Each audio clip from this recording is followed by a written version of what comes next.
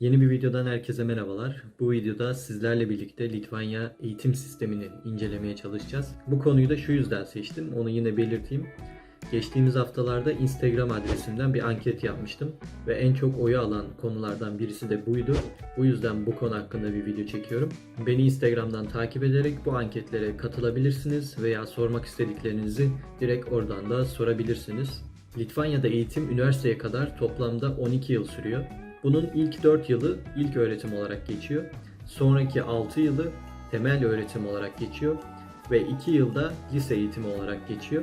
Yani sistem 4 artı 6 artı 2 şeklinde gidiyor. İlk öğretim zorunlu ve 7 yaşında başlanıyor. Ancak bazı durumlarda 6 yaşında başlayanlar da oluyormuş. Bu ilk öğretim süresi boyunca öğrencilere kendi ana dilleri ve bunun yanında bir de yabancı dil öğretiyorlarmış. İlk öğretimdeki öğrencilere öğretmenleri tarafından not verilmiyor. Bunun yerine ideografik denilen bir sistem var. Yani öğrencinin kendi bireysel ilerlemesine bakılıyor. Bu da 3 aylık, 6 aylık veya yıl sonunda genel bir değerlendirme olarak belirleniyor. Ve öğrencilere değerlendirme sonuçları sözlü olarak ifade ediliyormuş. Özet olarak 3 bölümde değerlendirme yapılıyor. Bunlar tatmin edici, temel ve yüksek şeklindeymiş. Yıl sonuna gelindiğinde ise öğrenci 1 ila 10 arasında bir değerlendirilmeye tabi tutuluyor. Yani en düşük not 4 olarak kabul ediliyor. 4 ve 4'ün üzerinde not alanlar ilk öğretimi tamamlamış sayılıyor. Diğer türlü de başarısız sayılıyorlar. Bu arada şunu da belirteyim. Litvan olmayıp Litvanya'daki okullarda okumak için gelen öğrencilere 1 yıllık fazladan Litvan dili dersi alabilme imkanı sunuluyor. İlk öğretimi tamamlayanlar temel öğretime geçiyorlar. Temel öğretimin bir diğer adı da alt orta öğretim diye geçiyor ve toplamda 6 yıl sürüyor. Yine bu da zorunlu. Bu dönemde öğrencilere ahlaki eğitim, sosyo-kültürel eğitim ve teknolojik okuryazarlığın temelleri aktarılmaya çalışılıyor. Aslında temel öğretim 4 artı 2 şeklinde kendi içinde de ikiye ayrılıyor. İlk aşama 5. sınıftan 8. sınıfa kadar olan o dönemi kapsıyor. Burada çok önemli bir detay var. Öğrencilere 6. sınıftan itibaren ikinci bir yabancı dil seçmeleri zorunlu olarak kılınıyor. Ancak isteyenler 5. sınıfta da seçebiliyor. Bu sadece 6. sınıfta zorunlu hale geliyor. İkinci aşamada 9. ve 10. sınıfları kapsıyor ve öğrenciler becerilerine göre istedikleri alanlara yöneliyorlar. Yapılan bir araştırma varmış, o dikkatimi çekti. Buradaki 15-19 yaş arasındaki çocuklar İngilizceyi iyi seviyede konuşabiliyorlarmış ve bu iyi seviyede konuşulanların oranı da %80'miş. Ki bunu da zaten burada kendi deneyimlerimle doğrulayabilirim. Sokakta veya caddede herhangi birini çevirdiğim zaman ve İngilizce bir şey sorduğum zaman çok kolaylıkla ve akıcı bir şekilde konuşarak bana yardımcı olmaya çalışıyorlar. Buradaki öğrencilerin ikinci yabancı dili de genellikle Rusça, Fransızca, Almanca ve Lehçe oluyor. Yine bahsettiğim gibi bu dilleri yani ikinci yabancı dili 6. sınıftan itibaren almaya başlıyorlar. Temel eğitimini tamamlayan herkes liseye gitmeye hak kazanıyor. Burada lise zorunlu değil ve 2 yıl sürüyor. Lise eğitiminin amacı da bireyin genel akademik, ahlaki ve sivil olgunluk kazanmasına yardımcı olmak.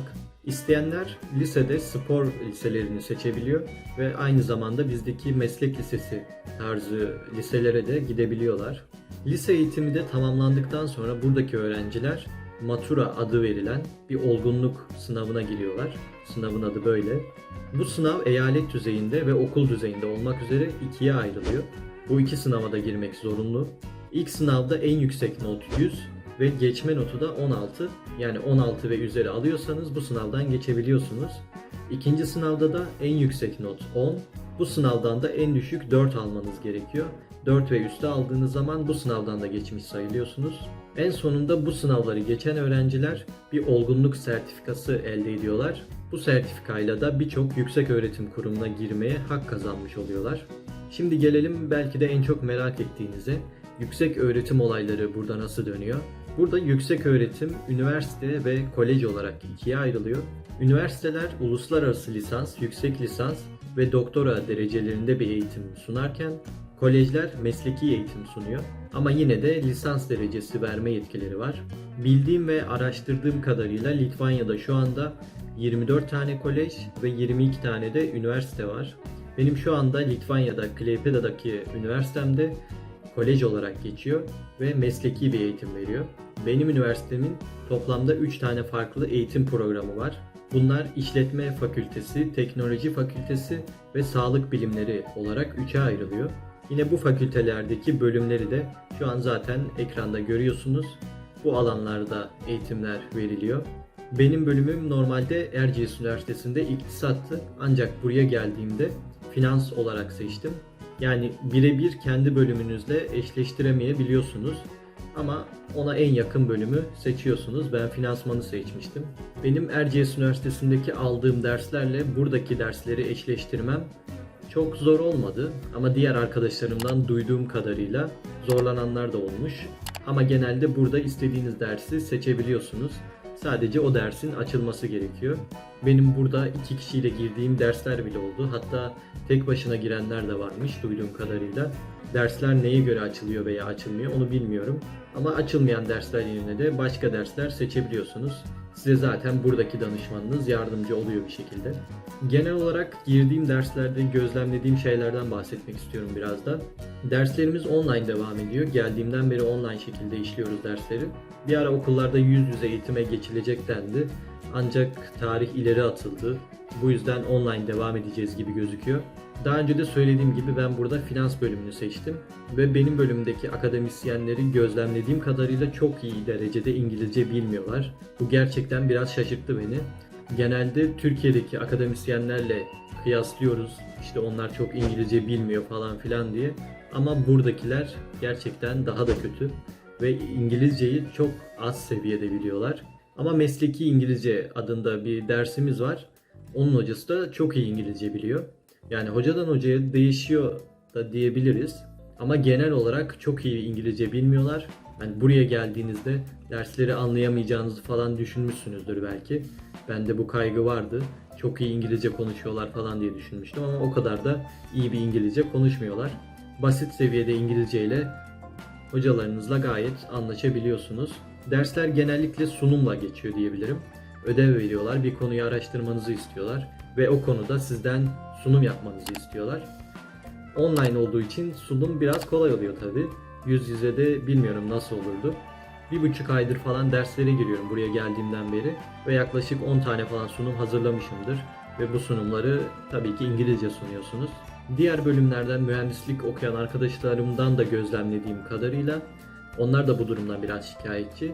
Hocaların çok iyi İngilizce bilmediği ile ilgili. Hatta bir arkadaşım dersteyken şöyle bir ana tanıklık ettim. Hoca bir ödev verdi bunlara. Arkadaşım da işte ödevin tarihi ne zamandı gibi bir soru sordu İngilizce olarak.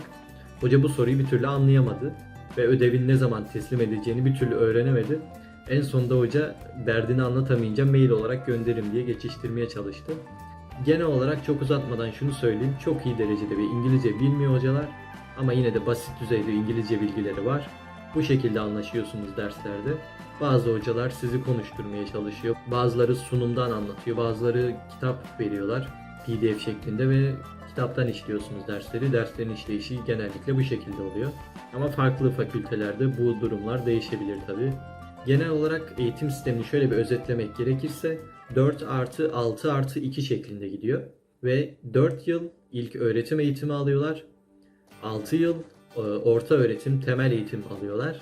Ve 2 yılda lise eğitimi alıyorlar. Daha sonra üniversiteye geçiş yapıyorlar. Farklı olarak 6. sınıfta ikinci bir yabancı dil almaya başlıyorlar ki bu olay çok güzel. Ve aynı zamanda yabancı dil öğretme sistemleri nasıl bilmiyorum ama çok da başarılı oluyorlar bu konuda. Ve gençlerin çoğu çok iyi derecede İngilizce konuşuyorlar burada. Gayet kolaylıkla anlaşabiliyorsunuz onlarla. Yani en azından benim denk geldiklerim bu şekildeydi diyebilirim. Bir videonun daha sonuna geldik. Litvanya'daki eğitim sistemini bu şekilde biraz araştırdım ve sizlere anlatmaya çalıştım. Umarım işinize yarar ve bu video size faydalı olur. Sorularınız veya görüşleriniz varsa yorumlar kısmına yazabilirsiniz ve yine Instagram hesabımdan da bana ulaşabilirsiniz. Bu konuda Litvanya ve Erasmus hakkındaki videoların devamı gelecek. Beni takip etmeye devam edin. Şimdilik bu videonun sonuna geldik. Bir sonraki videoda görüşmek üzere. Kendinize iyi bakın.